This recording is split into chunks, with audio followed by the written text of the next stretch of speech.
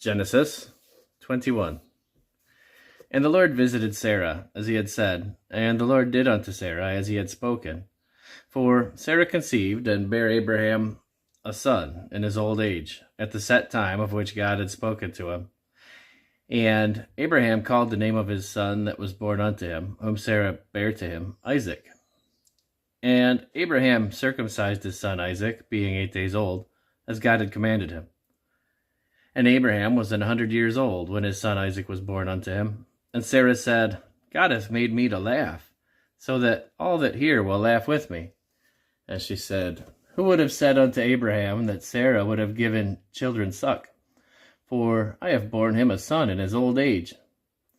And the child grew and was weaned, and Abraham made a great feast the same day that Isaac was weaned. And Sarah saw the son of Hagar the Egyptian, which she had borne unto Abraham, mocking. Wherefore she said unto Abraham, Cast out this bondwoman and her son, for the son of this bondwoman shall not be heir with my son, even with Isaac. And the thing was very grievous in Abraham's sight because of his son. And God said unto Abraham, Let it not be grievous in thy sight, because of the lad, and because of thy bondwoman.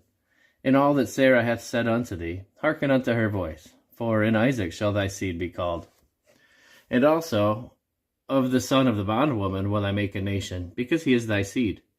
And Abraham rose up early in the morning, and took bread, and a bottle of water, and gave it unto Hagar, putting it on her shoulder, and the child, and sent her away. And she departed, and wandered in the wilderness of Beersheba. And the water was spent in the bottle, and she cast the child under one of the shrubs. And she went and sat down over against him a good way off, as it were a bow shot. For she said, Let me not see the death of the child. And she sat over against him, and lifted up her voice, and wept. And God heard the voice of the lad, and the angel of God called to Hagar out of heaven, and said unto her, What aileth thee, Hagar? Fear not, for God hath heard the voice of the lad where he is. Arise, lift up the lad, and hold him in thine hand, for I will make him a great nation. And God opened her eyes, and she saw a well of water. And she went and filled the bottle with water, and gave the lad drink. And God was with the lad, and he grew, and dwelt in the wilderness, and became an archer. And he dwelt in the wilderness of Paran, and his mother took him a wife out of the land of Egypt. And it came to pass at that time, that Abimelech and Phicol, the chief captain of his host, spake unto Abraham, saying, God is with thee in all that thou doest. Now therefore swear unto me here by God, that thou wilt not deal falsely with me, nor with my son, nor with my son's son, but according to the kindness that I have done unto thee, thou shalt do unto me, and unto the land wherein thou hast sojourned.